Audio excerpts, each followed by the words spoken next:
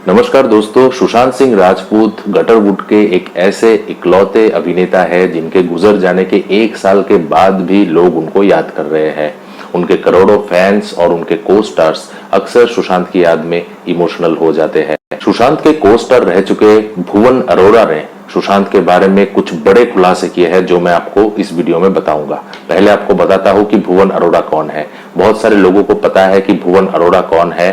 नाम शबाना और डेढ़ इश्किया जैसी मूवी में भुवन ने काम किया है। सुशांत के साथ उन्होंने शुद्ध देसी रोमांस में काम किया था, जहां पे वानी कपूर और परिणीति चोपड़ा भी थी।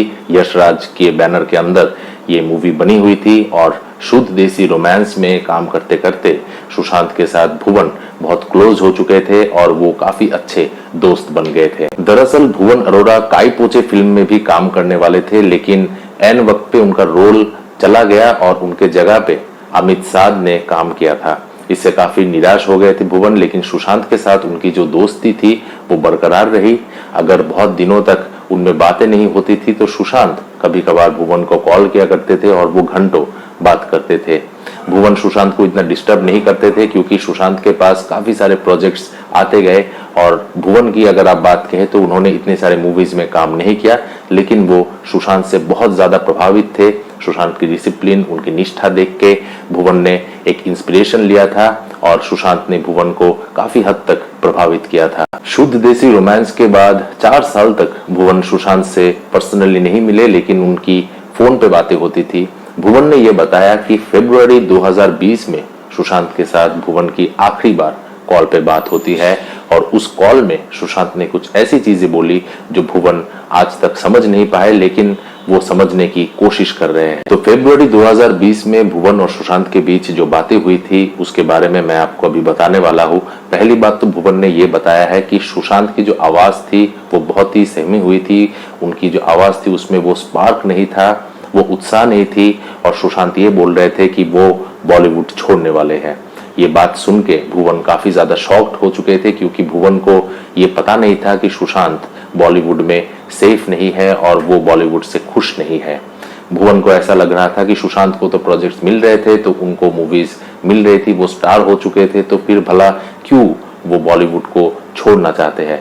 उस कॉल पे सुशांत ने ये भी बोला था कि बॉलीवुड अच्छी जगह नहीं है, यहाँ पे धोखा होता है, लोग बेईमानी करते हैं और इसी कारण वो बॉलीवुड छोड़ना चाहते हैं। तो दोस्तों, दूर से देख के तो ऐसा लगता था कि सुशांत की लाइफ सेट है, लेकिन अंदर से सुशांत इतने ज्यादा परेशान है ये भुवन को पहली बार फरवरी में पता चली।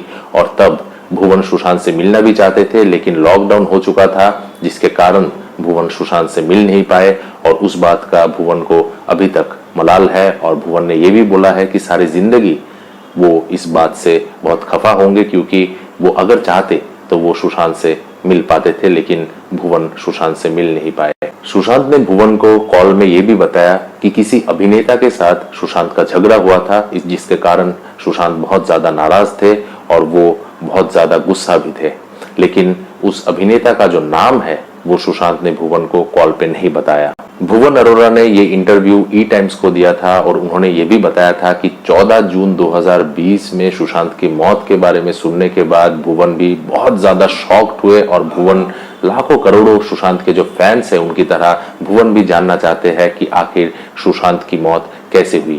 क्या सुशांत की मौत उनके मर्जी से हुआ था या फिर किसी ने सुशांत को बहुत बुरी तरह से मारा है, ये जानने का हक सबको है।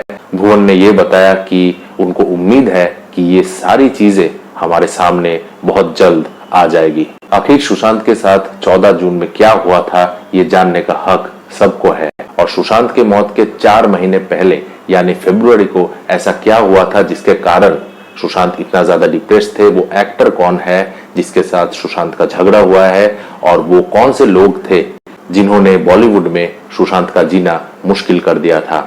आप लोगों को क्या लगता है? आपके कमेंट्स मेरे वीडियो के कमेंट सेक्शन पे जरूर लिखिए और रेगुलर अपडेट्स के लिए मेरे चैनल को सब्सक्राइब करना ना भूलिए। टेक केयर दोस्तों, जय Hind and justice for Sushant and Disha.